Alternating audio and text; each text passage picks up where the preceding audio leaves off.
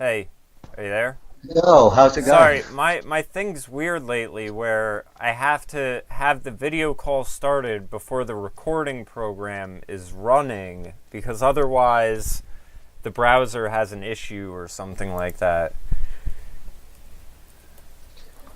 Poor Jamie. It's only been 4 hours, I guess. Can I just rant about a pet peeve of mine that Can I do mine first? Yeah, sure. All your problems come to one thing. What? Your IQ. Oh, well, yeah. I try to make sense of people who don't make sense. And it drives me No, no, no, crazy. no, no. Everyone's relying on you all the time because you're smarter than them and more intelligent than you. You're not getting your own life. Yeah. Yeah, You need to start hanging around with smarter people. I know. Well, and that's why everyone else thinks I'm capable of facilitating Yeah. their ideas Yeah. rather than, yeah, I know. And that's the other thing, is it also, I kind of innately have a lot of leadership qualities. Yeah, you've got attributes as well. You've got like you're reliable. You can think things through. You can prioritize. You get stuff done. Yeah. You're good at articulating yourself. You're good at spotting problems. Yeah. So everyone's coming to you with their problems. Yeah, and that's the thing, whereas instead of me being in a position where I can organize and lead other people, they want me... It's so weird because it's not like they want me doing that stuff for them, but they kind of do, but they want to be in control of me doing it, so I can't actually even do it. You know what I mean? Like, it's like at work, like, I can't just come in there and be like, all right, well, now we're doing things this way because it would be better, and I've decided I'm the boss, but they want me doing everything. They just don't want me doing it in the most efficient manner I can figure out. Right. Well, quit your crying. like- What's the first news story? Let's do the news. Hold on, I just want to say, because this is, so a friend posted a thing about, drug addiction, and it's real funny because I sourced Portugal, oddly enough, as an example. This whole, oh, well, people have addiction problems, and it's because it's a disease, and this, and that. And I just came out and said, I can choose not to buy drugs. I can't choose to not have Lyme disease. So I wouldn't say it's as simple as that. So then this girl comes on, and I posted a video that just goes through a bunch of studies and, everything like that. And it's funny because, hold on, you're saying my argument's bad, but your point isn't even clear, so maybe calm down with the snark. Oh man, people are so stupid. Hold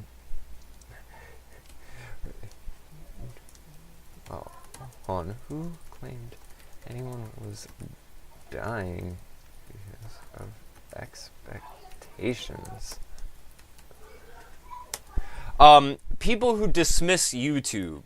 Like here, and I'll just blow up people's spots right here. I have it up on the screen. This woman, we were talking about drug addiction and everything like that, and I basically said, when you tell people they have a disease, you're taking away all of their power. You're taking away their agency. You're basically saying, you're a victim. You have a disease. So, we just have to deal with your disease. You're not in control of it. And that's where there's this 12-step, it's a day in and day out struggle your entire life. And it's a disease with no cure. And I'm like, it's great for the medical industrial complex because it just perpetuates them.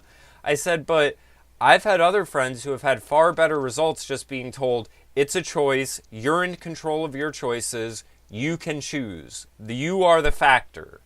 And so I had this woman where, again, I showed a YouTube video that very quickly puts together a bunch of these studies, and it basically just says, people do drugs because they're sad, they're in bad situations. Look at Vietnam.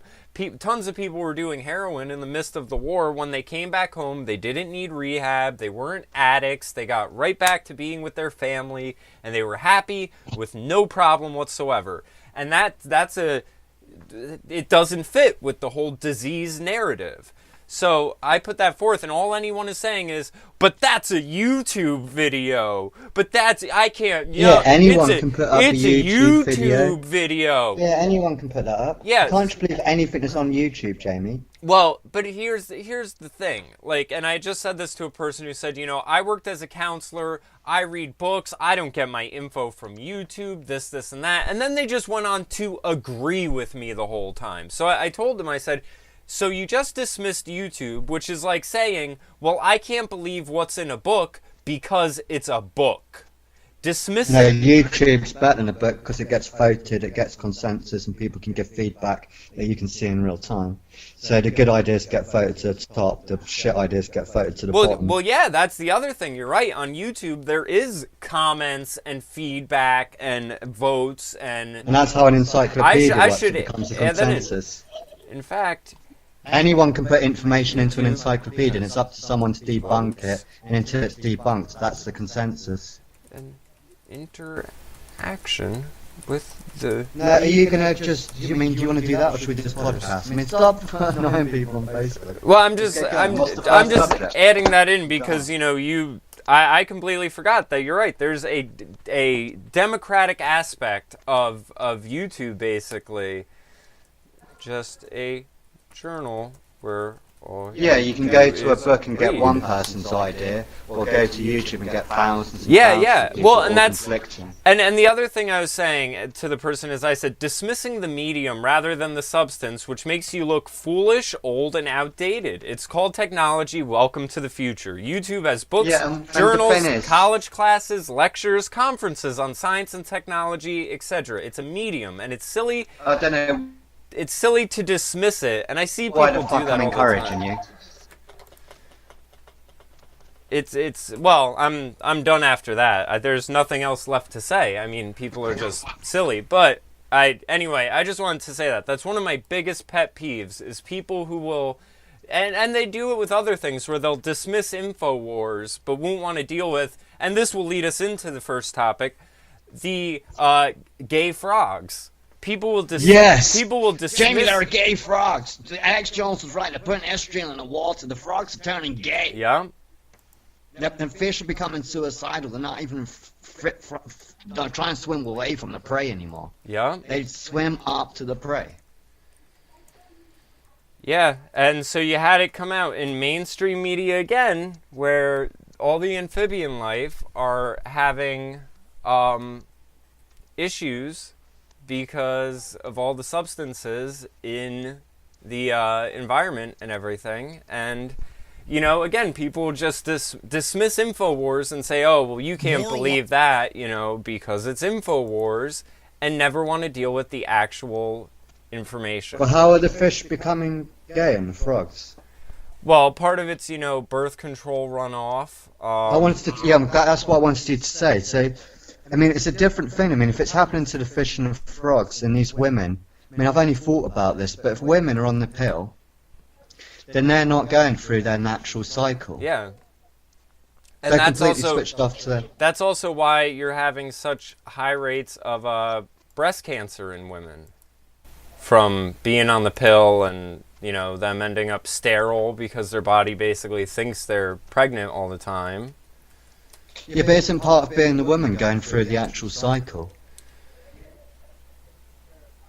Yeah, I mean, I don't know how the cycle ends up fucked up because of it, but I know as far as just being inundated and overloaded with estrogen, I mean, that's why they're having problems. I mean, you see puberty, girls going into puberty younger and younger, and that's because of hormones in the milk and the fucking meats and all that stuff.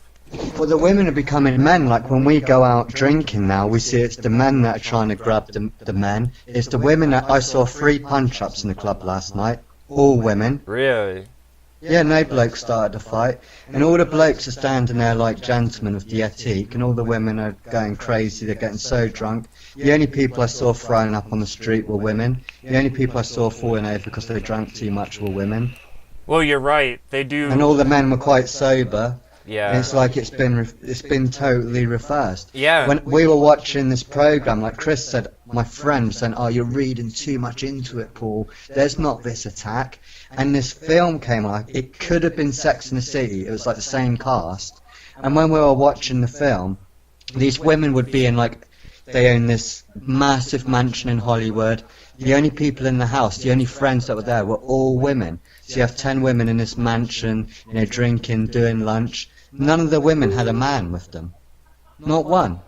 And then they go to a restaurant, everyone in the restaurant's a woman, and they start talking about how disgusting it is to have kids, how stupid their husbands are, how they don't need anyone. And my friend started watching this, it's like, this isn't scripted, like this is a proper attack on men. They're making men look stupid all the way through. And also the lives that these women have, completely unobtainable. Well, and that's like... They've all got flash cars, they've all live in Beverly Hills, they all go to these restaurants you can't afford. They don't need men, they're never working. And also, they whenever they have their meeting in the house, if call me sexist, if I knew 10 women and they all came around my house, guarantee you 5 of them are in the kitchen cooking shit, making a cake, making smoothies for everyone. But no, none of them are doing that. They've got people there doing it because that's too dirty for the women. Well, and the other thing is, you know, when things like that are put across on TV and everything, like they also put across, you know, in shows like Sex and the City. I mean, I know girls that, I mean, they thought that was like the game plan for life, and until you get to 35. Girls don't even get along or like other females, really. I mean, everyone just knows that. Like, they... It was like, when I was talking to Chris, I was saying this film seems to be set in a place... Do you remember when America or China, they would set up these cities that were completely cut off from the rest of the world? And they'd do like a mind control experiments, like social experiments. So it'd be like a fake city, and all these people lived there. It's like, this is what you're watching. They haven't told you at the beginning of this film. This is actually set in one of these camps, and all the women have been put there. They've taken away all the men, and this is what's happened after a couple of months. And in this camp, they've given them just unlimited access to resources. They can have any car they want, they can have any jewelry they want, they can have any haircut they want, any kind of makeup, any kind of cosmetic surgery, any kind of restaurant they want. They've got 24/7 servants. And this is what happens when you take men out of the equation. The women turn into the men. Yeah. And I mean, it's like how we were talking last time. I was talking about my ex who moved over to England and became a teacher, and all I see on her social media stuff is her becoming disgusting, basically. Her pretending to be a dude. That's what it is. This whole, Two news stories that were in the news today in the UK is gonorrhea has now evolved. You know what gonorrhea is, right? Yeah. It's evolved. It's become epidemic. And the NHS can't deal with the amount of girls coming in with this gonorrhea that can't be fixed. Yeah. Well, and that's because, you know, again, on a woman who's a teacher and, you know, likes to put herself forth as a pillar of the community and a good influence on the minds of England's future, you have her posting things like, you know, the smartest thing a woman can do is always keep her independence. There's nothing wrong with loving a man, but... No, you don't need a man. That was the big motto in this film. You don't need a man. You just need your girlfriend. Yeah, and you need a bottle of wine, you need some cosmetic surgery, you need a fat car, and start acting like the men. Yeah, and just, you know, one night stands, go out, get wasted, find a cock to hop on, and then... dismiss. Be more bitter. Yeah, and then of course, you know, again, in this whole same, you should always be independent, then saying, sex saved my life, and, you know, I love sex, and I need all this, but, oh, I'll never have kids. Kids, ew. Like, it's disgusting. It is like, and I mean, like you're saying, this is the status quo. No, it's evolved to the point now women. where gonorrhea has evolved to a new disease. Yep. It wasn't happy enough attacking the penis the way it was. Yeah.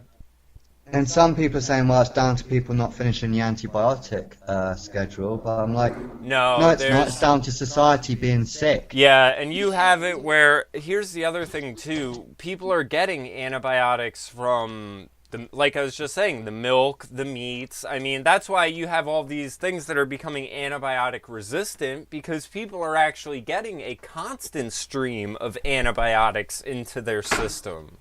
So when the doctor gives you an antibiotic, it's just adding on top of what you're Maybe just quickly getting. go into Google and bring this story up, the gonorrhea, into Google News, and you can just, so viewers can see, sometimes it helps have the news article. But the other one that came up is, this has been big. I mean, I suppose what's going on in you probably get yourself, is all women shave their vaginas now. They're completely bald. So, and this is based on porn. So they've actually, and now what they do is they start painting them different colours. They start putting now glitter in there. So the glitter's now getting into the vagina, and again, it's not a problem. It's become an epidemic. The amount of girls that the NHS has to treat because they're getting glitter in the vagina. Oh my god. I thought you were joking about that. No. When you were like, yeah, the fucking STDs and glitter vagina. And then we Vaginal had in the glitter news again, which bombs. was a big talking point, was that it's now confirmed that you brought this up in an earlier podcast, that if a woman sleeps with another man, they carry that DNA. Oh yeah. Women retain DNA of all of their sexual partners. So the sexual partners they're picking, they don't want the boring ones who are dependable, you know the thing. They want the exciting, tattooed, dangerous guy who isn't going to stick around, and then they're going to be carrying that DNA with them. Yeah. So it's an absolute mess. Yeah. And that's why, when you were asking in our private conversation before if I was having any lady problems, and I was like, no, I just try to stay clear at this point. It's because of shit like this. They actually terrify me. Most women absolutely terrify me. Well, and that's, here's the thing, like I was saying with my sort of Christian values, and hopefully the person doesn't check this, but I had the last singer of my band, he had a girlfriend who was actually, the day after he died, she found out she was pregnant with his baby. But I'm hanging out with her, and she's going on talking about how, she was talking to this guy and, seeing him, and he doesn't really want it to be anything serious yet. And I told her, listen, it doesn't have to be because of you. He could just not want it to be serious because of past situations with other females. Like, don't take it personal. And she's like, yeah, but I do. I'm so used to guys, fawning over me and this, and that. So while she's talking about missing her dead ex, being rejected from this other guy, and then there's a friend with us who wants to get into her pants, she's then trying to get with me. Now, because I have the Christian value of don't covet thy neighbor's wife, I don't ever want to sleep with anyone that any of my friends have ever slept with. Period, point blank, full stop. Yeah, I've never done it. No actually, exceptions. yeah. It just doesn't interest me. There's nothing about it where if one of my friends has slept with a girl, they're just not up for consideration at all.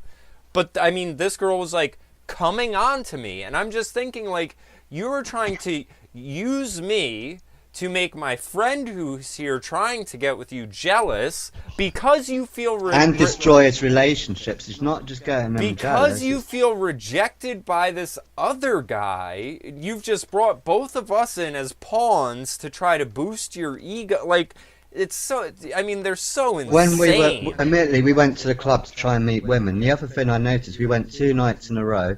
I'm not bragging, but my mates are really good-looking guys. Like, really good-looking guys, some of the best. But I even noticed that these women weren't there to pull men. There were no embraces, there was no kissing. They were basically just trying to get the men's attention. As soon as they got it, kind of just reject them there and then. And it's to prove to the other women about who's got the highest sexual market value. Yeah. And also, you've got like groups of 10 women every single night there, and you think, how are you all single? Yeah. Like, where are your boyfriends? Where are your husbands? And even if you're not, why are you all getting taxis home? Why aren't your boyfriends picking you up? I mean, if you had a girlfriend, would you be comfortable with her going out to clubs, all with the girls, drinking large amounts, and the idea of some of your girls are single, so they want to meet other men? I mean, what would you say? You'd say, I don't really want you to go? It's not because I don't trust you, it's because you're trying to be sexually attractive and you're drinking. And you're around people I don't know. Why are we putting this dangerous situation on the relationship? So you just start to come to a conclusion that there are no relationships. Yeah. And they're not even looking for it. I can't even make sense of it anymore. And I just, like you were saying, these women go with this mindset for so long until then they're at a point where now that, they're in their mid-30s, they have nothing to offer a guy. That's a shock to them because they think they're hot shit no matter what. And the other thing that... Well, no, and the majority of women you meet, like, there's a really good chance at my age, there's a 50-50 that woman's already a single mum. Yeah. Yeah, oh yeah, that's true. And here's the other thing that these women... Men understand this very soon, and women for some reason don't. And I think it's because men are more practical, and women are about feelings, right? So they don't understand that your vagina isn't anything special. Every other girl has one. So, I mean, what's your selling point? You know what I mean? As far as, like... women who think that, because they can sleep with a guy that they're actually offering them something. No, every other girl has that exact same thing to offer. That's why, Roosh V did a video actually where he was making this point, and he did it so funny where he was like, essentially you go to a club, he said, and women are just there advertising their vagina meat. And he said, instead of these women wearing a slutty outfit, I'd like a woman wearing an outfit that's made of pictures of everything she knows how to cook. Like, I'd want a woman showing that she actually has value as a person, rather than just a piece of meat for me to stick my dick into for an hour. Like, and these women, some of them don't want to be any more than that. Well, we've got enough of a problem, kind of, just because we don't want to go on the subject for too long. But in Sweden, they've now had to cancel all music festivals pretty much because men aren't able to control themselves and the rate's going through the roof. They're blaming white men now that women can't be liberal in Sweden. There's no mention of it could be down to the refugee crisis, it could be down to Islam. They're all saying that this is because of men's attitudes towards women. That's so ridiculous. I mean, and people kept telling them they were importing a rape culture. They didn't want to hear it. And if you look in the UK, women are more depressed now than they were during World War II when their husbands might not even be alive. Yeah. They're more depressed now. And I think part of this, which I'm seeing, is how we're also merging with machines. I was looking at some studies. The average person that's got an iPhone addiction is using their mobile 2,000 times a day. They reach for it. That's crazy. And you're seeing at work when you start a new job that people have to leave the company because they've got a phone addiction. They say you can't have your phone at work, and I just say, well, I can't work here then. And it would be funny. I can't live without it. Like my boss, I would get pissed. There were like 2 times actually and I had to like sit her down and like make the point to her so she knew what I was getting at. Like there was one time I was at work and I pulled out my phone, which I have a phone. It doesn't work as a phone. I just use it as a music player when I walk to work. But occasionally I'll leave myself a memo in it or something. So I was at work like leaving myself a memo being like, oh, do this when you get home. And my boss was like, hey, I don't want to see the phone. Don't be texting this, and that. I'm like, it doesn't get service. I'm just leaving myself a note. If you'd rather me write it on a piece of paper so you don't think I'm doing something otherwise, that's fine.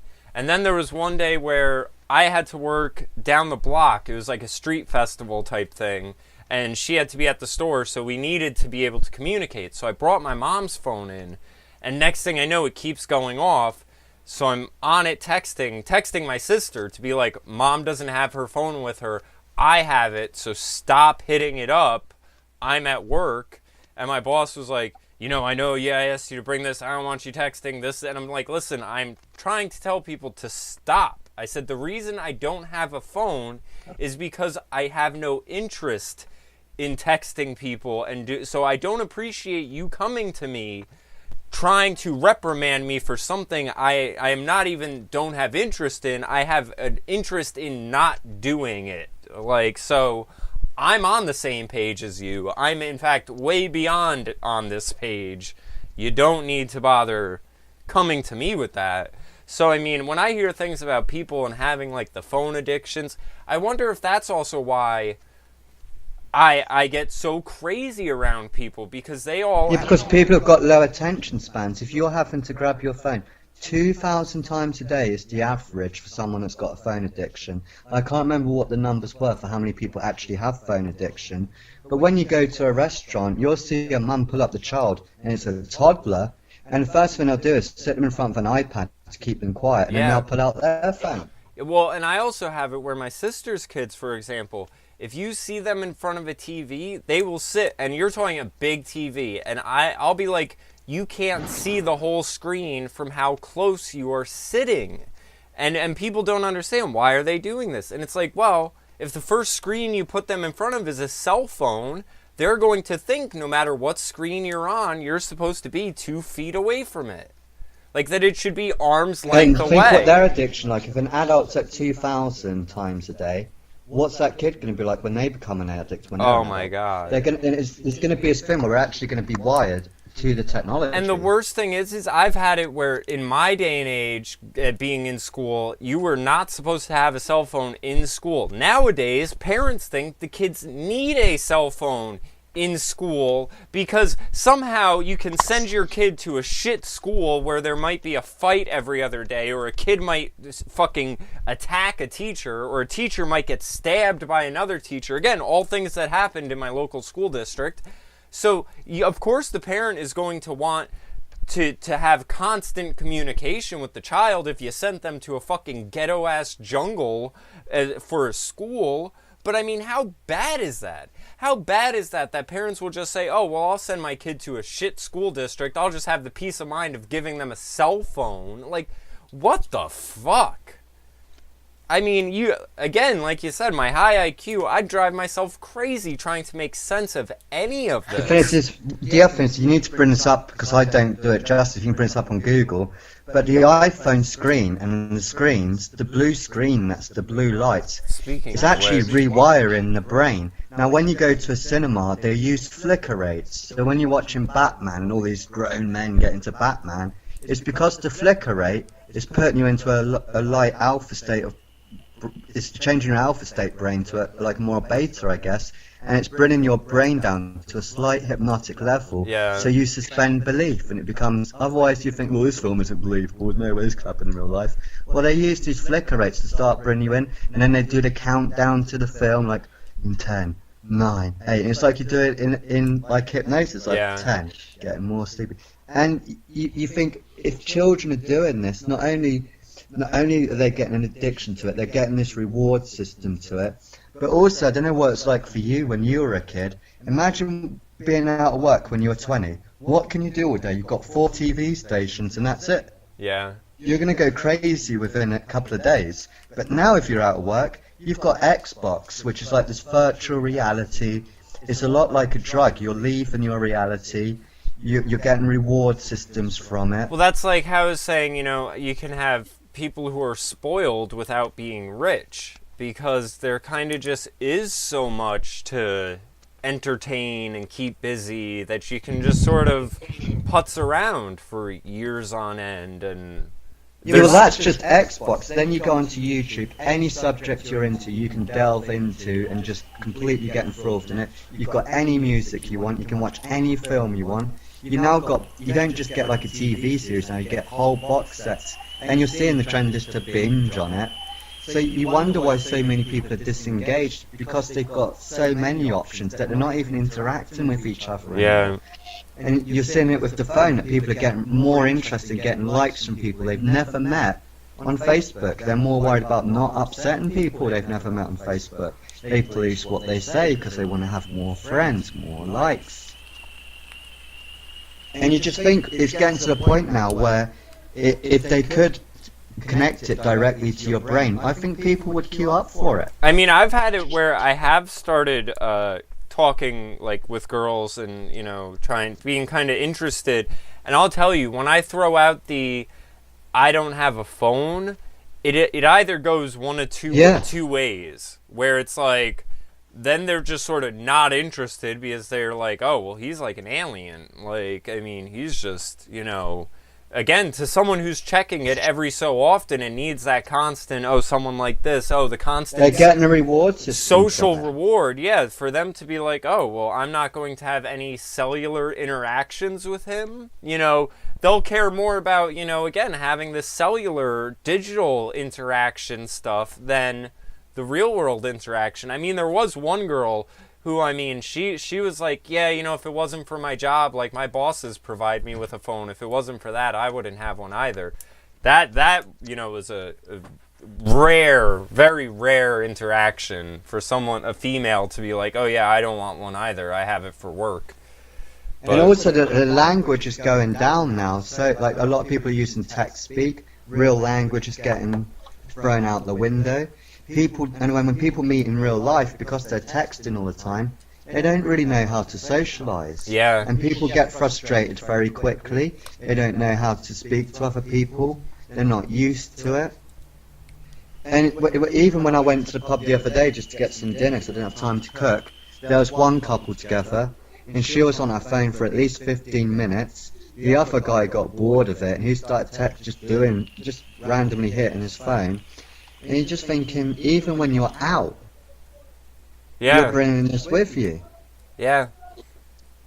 Well, and that's why, with me and that's why I can't have one, because I know I have anxiety issues and stuff like that. I can't handle the constant, to me it's interruptions. I can't handle the constant interruptions for whatever I'm doing with, people just trying to interject things all the time. Yeah, and you're debating people you know nothing about.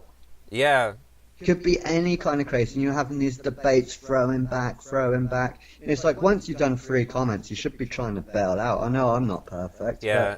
No, I'm the same way lately, where it's like, if I have something to say, I'm going to say what I have to say. If you respond, I might reply once or twice. But other than that, I said what I had to say the first time around. I'm not here to convince you. I laid it out, and that's that's why, like earlier, I wanted to add in that one point you made where I was like, YouTube has likes, it has comments, it's more interactive than just a journal you pick up and read, and it's a one-way street. Because that's a really good and profound point to add into that. Because that is one of my pet peeves. People who dismiss platforms rather than deal with the information that is contained there. And I'm sure these people, because it's all these sort of, pro-tranny, LGBT, drag queen, empower the people, Bernie Sanders, socialist types. So I'm sure they loved it when I said, you guys look old and outdated. Like, you're all holding on to this 20th century stuff and fighting the future. I'm sure that didn't go over well. But it's true, that's how they look. They look like they're old and just not willing to update. The other thing that you're getting is they're having to build sidewalks. I think it was in America, where people use a certain part of the sidewalk so they can use their phones at the same time. Yeah, well, so they don't walk into other people. Well, not even that. You had an uptick of people who would just walk into traffic. Yep. Like, and you got people texting whilst driving. You know what the other thing I was going to say, and I was thinking about this at work the other day, and it's one of the points, people make about vegans kind of jokingly, but it's so true. You would be baffled by the amount of people that are quote-unquote healthy or health conscious who just seem lost. Like, people would be like, oh, I only eat whole grains and vegan, whatever, and like they're so trying to be, aware and conscious, and again, like health, nutrition-based stuff, and then you talk to them, and it's just like they're like super stoners without smoking, and they're just like, yeah, I wanted to bring that back to your first point. People are saying, if you've got an addiction, you've got to get over it, you've got to deal with it. The biggest addiction I'm seeing that's not even treated as an addiction is mobile phones. Well, the internet, and that's one of the things where, like, the people I was arguing with this, like, addiction point with, they have a sort of addiction to their narcissism. Like, and that's another reason why, I could have someone write a whole paragraph dismissing YouTube, trying to establish themselves as an authority, just to then write a second paragraph agreeing with me on everything. And it's like, you're addicted to yourself. You're addicted to feeling superior. You're addicted to your ego and your narcissism, and trying to, like, you can't just agree with me. You have to say, well, I know more than you because of this, this, and that, and you went to YouTube. And, I mean, we may agree on everything, but you're just some little pleb, and I'm the expert. Like, there's an addiction to their selves with it. There's a, like the selfie addiction. Yeah, and you're entering echo chambers because you just like the pages which are common to your cause. Yeah. You just hear the arguments that support your arguments. But I do the complete opposite. Like, right. If you see the emails I get, I'm subscribed to, like, social justice warrior Jewish subscriptions, like all sorts of socialist. I mean, I read more opposition, things that disagree with my point of view, than things that agree with it, because I already know my stance. I don't need to hear it over and over to keep believing it. In fact, if I read the opposition stuff, it's like, makes my belief stronger. Like Dennis Prager, when there was a recent interview with him, too recently, where he was asked in both of them, like, what drove you to religion? Like, how did you come to find God? And he said, when I was at Columbia, he said the godlessness that was around sort of drove me to it. Like, I realized none of this made any sense, and I thought about the old Bible line, there is no wisdom without fear of God. And then he's like, it just all sort of clicked. That if you don't keep your perspective in the grand scheme of things, that, there are bigger things that are out of your realm of comprehension and everything, you start to lose track of yourself, and that ego will just overload. And now we have all this technology that just hyper accelerates that. It's almost like a friend of mine, I think I brought this up a while ago, a friend of mine who said, the computer runs on your soul.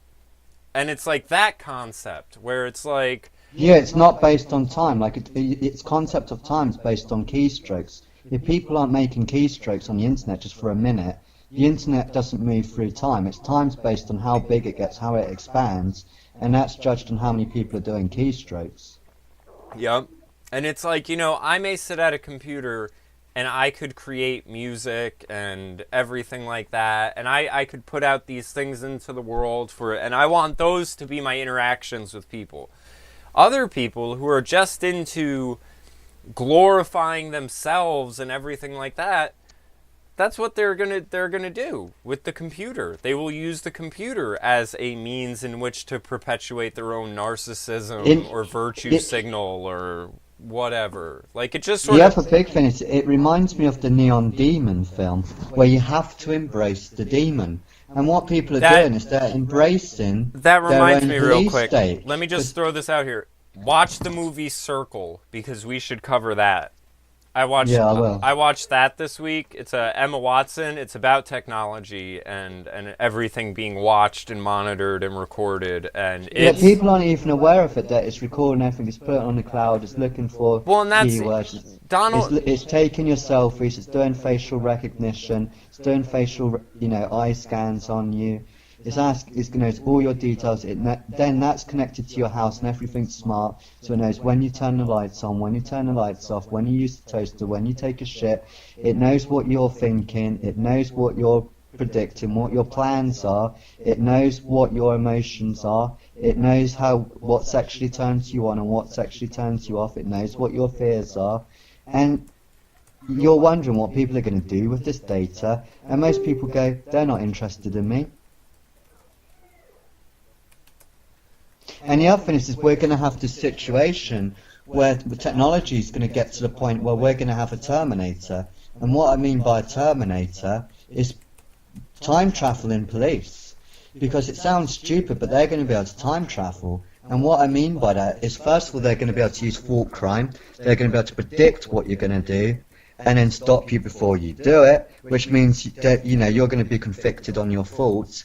But the other thing is they can go back in time. So if something's acceptable now, who's to say it's not going to be acceptable in the future? And you've recorded it. So let's say it turns out that vaping is really bad for your health and it causes all kinds of problems. They can go in 2020, anyone that was caught vaping, you're not going to get health care now, or you're going to have to go in prison because it's illegal. Yeah. And we're going to backtrack the law, and we're going to see who was doing it. And you think this could get really dangerous really quickly. That they can actually backtrack and start bringing you up on things that you used to do, which was legal then, but now taboo today.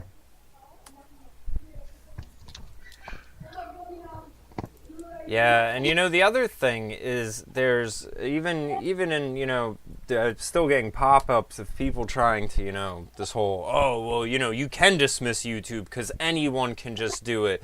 There's also a sort of, in with this narcissism and everything like that, that's where we've sort of developed this, like, authoritarian tendency where, like, you know, again, people will dismiss YouTube, but then be like, oh, well, you know, I can't believe that because I need it to be from the authority. Yeah, but there's the thing, when you watch the news, right, when you're watching the news, do you think they're giving you, like, let's take BBC News. Are they telling you stuff because they want Jamie to be informed? Do they want Jamie to make better decisions? Do they want Jamie to be able to develop and be a better person? Or do they have an agenda and want you to think in a certain way? Or are they genuinely there to try and help you? They want to keep Jamie informed, you know, they want to make sure that he makes all the right choices and they want to be impartial to you. I think, you know, well, here's the other thing, is there was a video recently where Sargon of Akkad was talking about journalists and activist journalists and neutrality and everything like that, and Lauren Southern did a really good video where she talked about this sort of illusion of impartiality, where, like, it's really impossible to be objective, like, and people need to realize that. Like, the whole reason we report certain things and not other things is because, as humans, we know certain things are more important than others and everything. So there's sort of an illusion of unbiased and impartiality. Everything's always biased. I mean, before I move off the iPhone, the last thing I want to say is if we look at science, everything has its own energy field. It has its own energy field. And it goes back to a little bit about you saying that the computer becomes intelligent. It's like, it's interacting with your energy fields. But think about the iPhone. What about if that technology is an attack against your energy field? And it's like, for example, the cancer. Maybe it has an effect on your brain waves. And what if they start using it to start hacking your reality? Yeah. If you're using your phone 2,000 times a day, your reality is your phone. Yeah. And you're relying on the Facebook app, you're relying on the Twitter app, the YouTube app, and they're thrown in. They could easily do emotional experiments on you, which Facebook have been caught doing, to try and maybe change your perception. Because your perception isn't in reality anymore, it's coming out of this screen.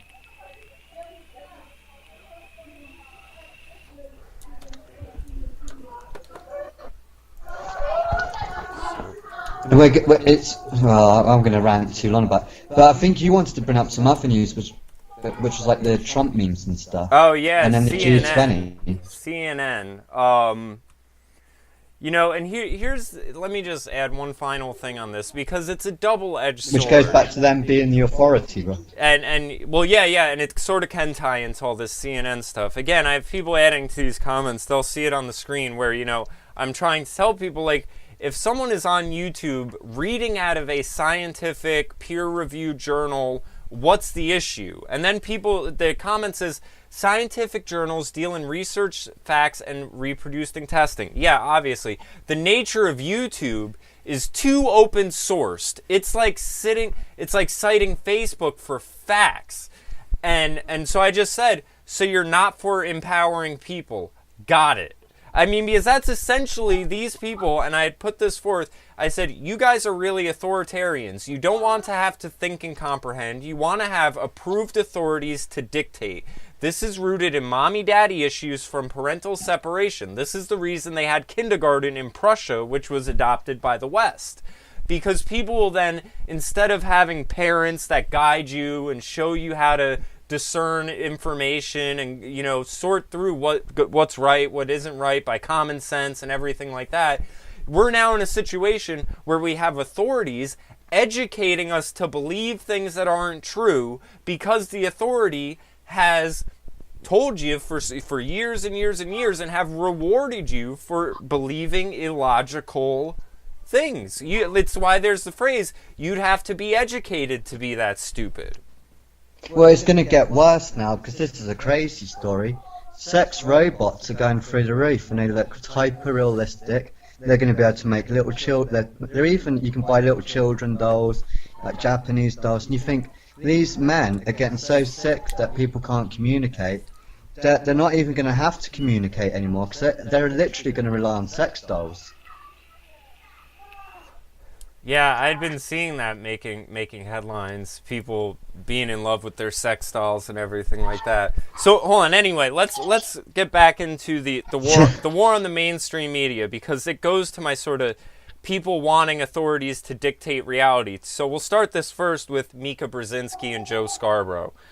They were quoted. Mika Brzezinski came out and said, you know, I forget who she was referring to, but she was talking about people, you know, trying to shape people's minds and trying to tell people reality and what to believe and not to believe. And she said right out in the middle of the news, that's our job. So she believes it's her job as the authority to tell you what to think, what not to think. I mean, look at this whole Russian collusion, you know, the Russians had whatever, like, for almost a year now. People were believing something and then believing that we would have an impeachment of a president based on something that wasn't true. And then so CNN was caught by Project Veritas saying it was all for ratings, there's nothing to it, the American people are stupid as shit. And so there were all these Veritas videos, and in the midst of all of that, Trump tweeted out the video of him like clotheslining from a wrestling show he was on years ago, clotheslining a person, and instead of the face, there's a CNN logo on the person's head. And of course, CNN then goes and says, this is him inciting violence. I mean, it's them making themselves look really, really bad. Like, he just sort of gave them a rope, and they've decided to hang themselves with it. And then, you know, because they were having this overblown reaction that this was going to get someone killed, meanwhile, they're the ones talking about killing the president and Kathy Griffin and Johnny Depp and Madonna and the whole list of them. They're the ones talking and calling for violence. So then Alex Jones was like, oh, you know, meme war, $10,000 or whatever. And now you just have tons and tons and tons and tons of hysterical memes of Trump beating up CNN. The logo, not even them as people. And they just get better and better and more funny. Well, yeah, and this violence spreads because if they're not doing it via CNN, then they're doing it via social media. And going back to Lauren Southern when she's in Germany, just how big Antifa's getting. Yeah. How big the trouble's getting to the point where it spirals, where Hamburg's now a fucking war zone. Yep. I mean, the place, I don't think you can bring up some images of what Hamburg looks like at the moment, but you've never seen anything like it. And you think, well, how are they getting these people all together and so organised? I mean, you're going to need an army to deal with that kind of problem now.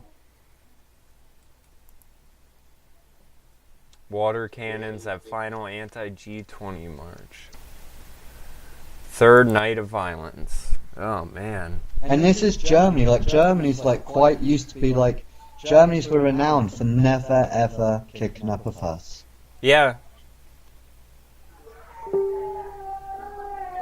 And you think, imagine if something serious happened, like there's a shortage of water, there's a shortage of food, how would these people act then? Or if, like, the banks just went down for a couple of days, or electric grid went down for a couple of days. Hell, I mean, could you imagine? My friend would always say, could you imagine if Facebook went down for a day or two? Half of these people feel like their life isn't important unless they're posting every detail of it. They would lose their minds if the internet went down for a day. Yeah. I'd survive, but everyone else wouldn't. I didn't realize that things were getting that bad. I mean, I knew it was fucked up if you had Lauren Southern like having to hide and duck out of places, like being stalked. I mean, I made a prediction that because of the G20 I got this wrong, that Trump would make a surprise visit to London and try and get to London without all the hysteria and just do a quick surprise. Because I'm surprised he's coming to Europe and he's not tried to meet the Queen. We're 6 months into his presidency now. I mean, when did Obama first meet the Queen after? Yeah. When he became president? And You usually do it in the first month, don't you? You know what the other thing is, too, is... I mean, and I'm glad that this article was this, the New York Times. I'm glad they're at least being honest about this, because this is the same paper that I'm pretty sure wrote a thing endorsing violence and calls for riots and everything like that. When it was Black Lives Matter and stuff, but it says Hamburg has a long history of leftist politics with occasional clashes between anarchists and the police, but the violence on Friday rose to a level that shocked some longtime residents. And it says what happened last night has nothing to do with legitimate criticism. Who is surveying a pile of charred rubble in whatever district early Saturday. Whoever did this was just using the idea of a protest as an excuse for violence. But if you look at leftist ideology, There's no way you could do it. There's tens of thousands of them. That takes serious organisation and networking. yeah, and funding. But the other thing too is this ideology is only for rebellion. It's all about tearing things down and revolution, and there's no end point. There's no goal. The goal is just to overthrow. So why do people expect anything otherwise? Like, they expect these people to just act normal. Like, I mean, here's the thing. When you have voting systems and then you still go around and say people have no voice, what do you expect to happen? So I just think with everything that's going on, I mean, we've covered it, like, we're seeing the West fall, a complete depopulation, and we're going to get wiped out quicker than quick. The rioting, the people just accepting social media the way they are, the fact that the frogs are turning gay, men are becoming feminized, women are becoming men, they're not having proper relationships, STD, gonorrhea, you're seeing the sperm rate go massively down, 90% in men, you're seeing the sex robots, you're seeing all the division, you're seeing Islam take over. Well, how much more can it take? It's going to brand new... What's the light at the end of the tunnel? You tell me, what is it we're all striving for? What have we all got in common? The common goal that all of mankind have got. Yeah, I just, more terrified. I just think we're very quickly going to this 1984 Brave New World merger that, it's ridiculous. Man's evolving into this transhuman robot, and there's going to be nothing left. I mean, I'm terrified. I mean, like I say, no one's going to be able to communicate with anyone anymore. And then with all this rioting, people are just going to beg for the biggest police state ever. So I'm going to leave you on that note. Enjoy your sleep, enjoy your dinner. But we're witnessing the fall of Europe pretty quick. And it's like no one even batters an eyelid. Yeah, I mean, that's the real problem is there's as long as people can post pictures of their dinner, Europe can fall and they don't even notice. Like, I mean, part of it is the the feminization of society too. That's why they say female-run countries only pop up at the end of a society, and then it just very quickly it goes towards collapse, because women have this wonderful ability to rationalize doing wrong for the right reasons, like this refugee crisis thing. Like Paul Joseph Watson has a good video talking about George Clooney, where George Clooney had this like beachfront house in Italy, and he's out there all the time being like, we need refugees, we need more refugees, America doesn't have enough refugees, and then all these refugees are now living out on the beach of Italy where he's got this mansion. And Yeah, but Jamie, if we just had a world without borders, there wouldn't be any refugees. I guess. But now George Clooney is selling his place and moving because he doesn't think it's safe enough for his wife and his kids. So he wants all the refugees, and then the moment they're there, well, he's just going to leave and go somewhere safer. So it'll be a problem for people like you and me, but he's above it, and yet he's the one promoting it and endorsing it all the time. Can you bring this up as well? I've got 3 more things before I get the fuck out of here. But BBC, I want to finish on them. They've done 2 great programs this week, and again, it's just an attack on the family, an attack on men, an attack on sex. Sex with a man or woman's disgusting. Breasts are only good if you're selling. You can show breasts to sell beer. You can use breasts to sell pizza. You can use it in porn. For fuck's sake, don't breastfeed your child. Yeah. But if we move away from that, stick this into Google. BBC did a program called "Should I Marry My Cousin?" Oh my God. You not seen that? And guess which culture they're talking about? British Pakistani women marrying their cousins. If you brought it up on BBC, they did a program on it. Yeah, Independent's got it. The Daily Mail's got it. BBC's got it. Yeah. And what do you think the program was? Do you think it's warning about the dangers going through all the deformations that happen? How much it costs the NHS? How many kids end up dead? They don't even make it out the womb. Yeah. Well, Drop in IQ.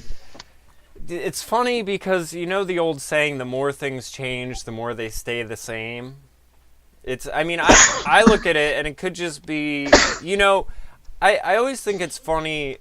I feel like America and Britain have these sort of, like they're brothers, where it's like they compete with one another, but they always have each other's backs. You know what I mean? Like, because the one kind of was born out of the other. So, or it's almost like a rebellious child who's like grown up and now trying to tell the parent, like, hey, I know a little more than you. I've been doing my own thing over here. But there's these sort of, it's a very close and helpful, but it's sometimes adversarial relationship where it's just, from the American perspective, for me to be like seeing, oh, well, now they're talking about marrying cousins over in England and everything. It's just sort of like, yeah, well, hasn't that always sort of been your thing? Like the ruling class, that was their whole MO. I mean, look at Darwin and Huxley and all of these people that your top intelligentsia that sort of created this dystopic view of the future. They were all into that. So why are we not? I mean, it really shouldn't be a surprise. It's this sort of, they say that the intelligentsia and the royals and all of that they back Darwinism because Darwin sort of gave an excuse to their sinning, basically. And that's all I see continue to go on.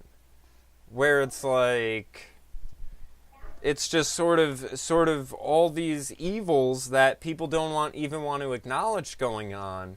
When you click on this BBC program, I don't need you to watch it, but just what is your impression that the BBC, what message do they want to tell the British public? Do they need to keep informed? It's the anti-Beeb, they're there as an institution to make sure they get proper, unbiased information out there so people make the right choices. Yeah. What do you think they're telling the British public about class and relationships? That you should accept this, it's cultural, and it's part of diversity.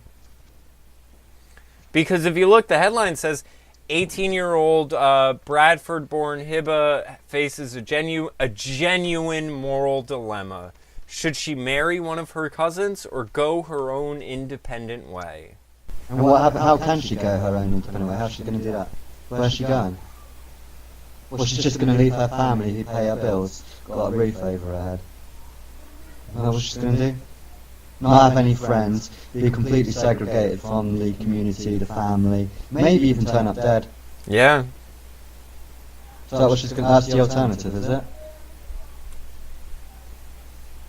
Or she can just be happy and marry her cousin. Can you put this one into Google? Because we're nearly going to have to wrap up at an hour.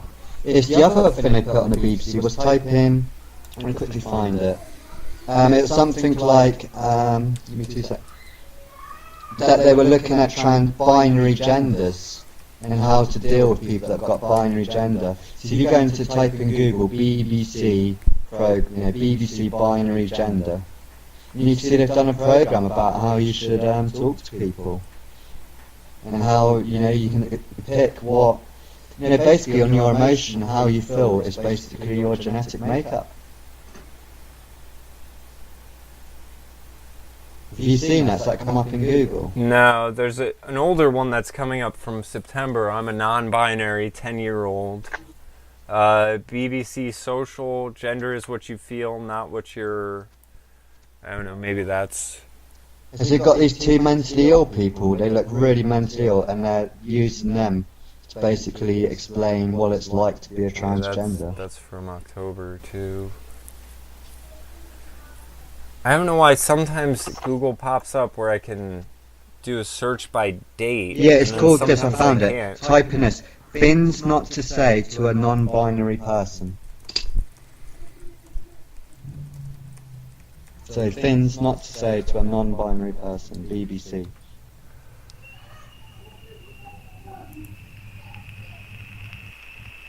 And you think, what sort of people get their information from the BBC? Pretty impressionable people. They're obviously not going on Google like we do, or YouTube. Yeah. Because anyone can post stuff on that. Gotta use the BBC.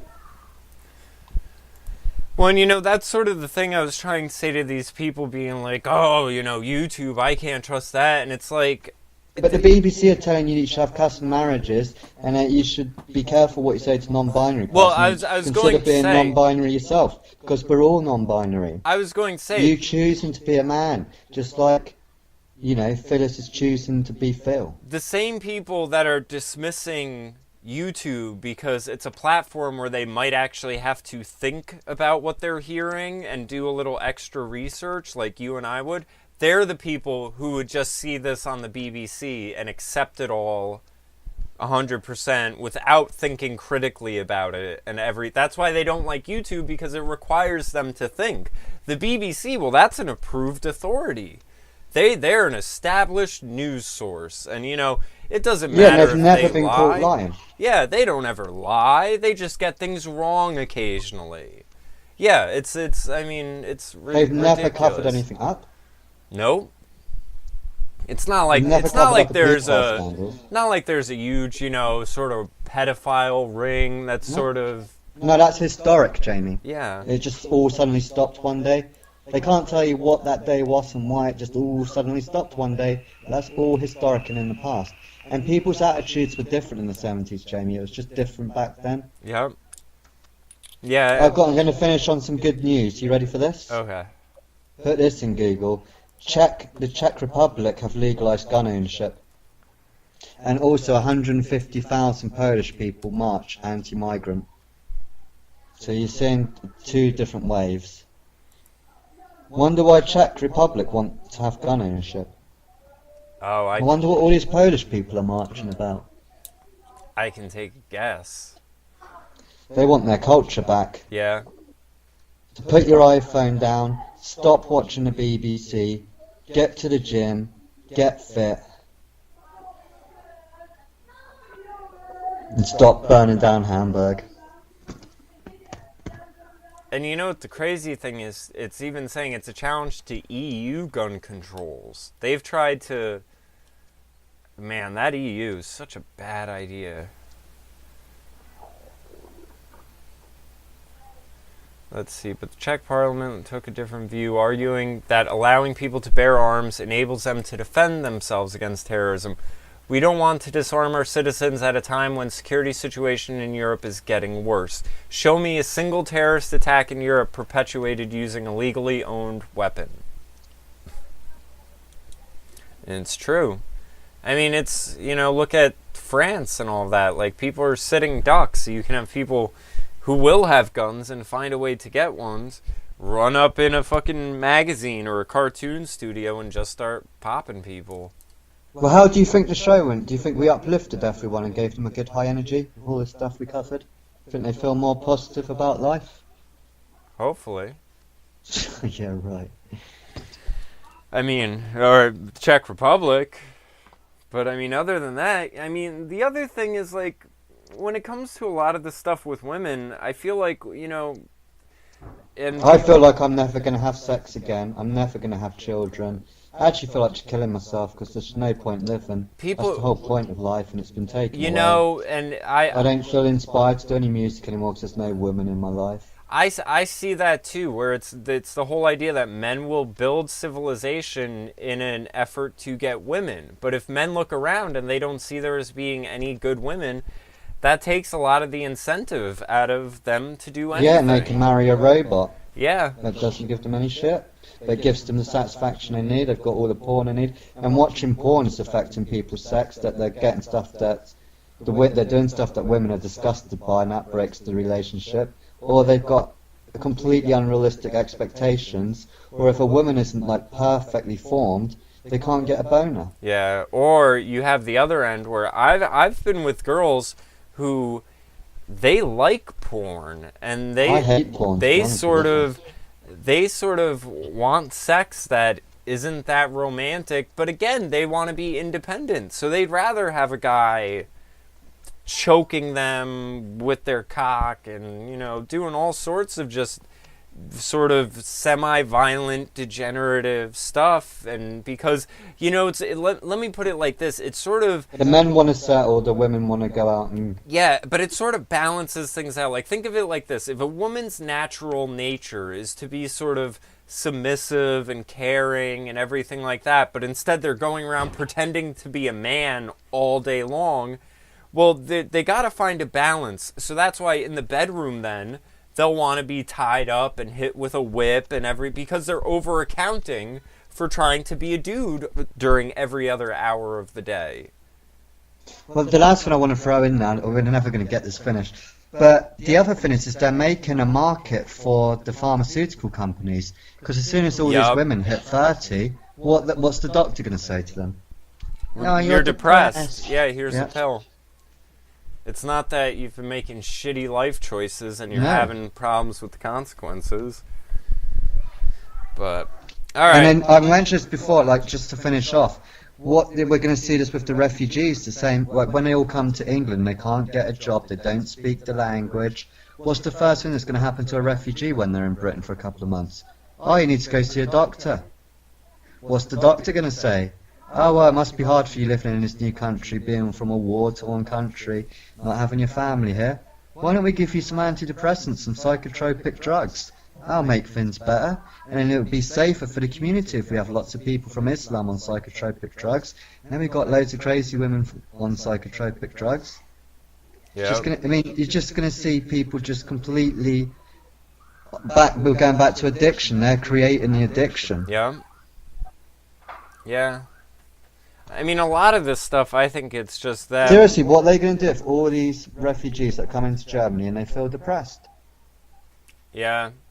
What percentage of them do you think will be on psychotropics by when? Oh, probably be like 70% in no time at all. But anyway, let's wrap up. I got some stuff I gotta get done around the house. So yeah, I'll give you a call during the week just to see how you're doing as well. I'm worried about you now, poor Jamie. Yeah, I'll be fine. Like I said, I got 3 days to myself, so try to get things sorted. But yeah, man. All right, I'll talk to you later. Did you press record? Yeah, I've got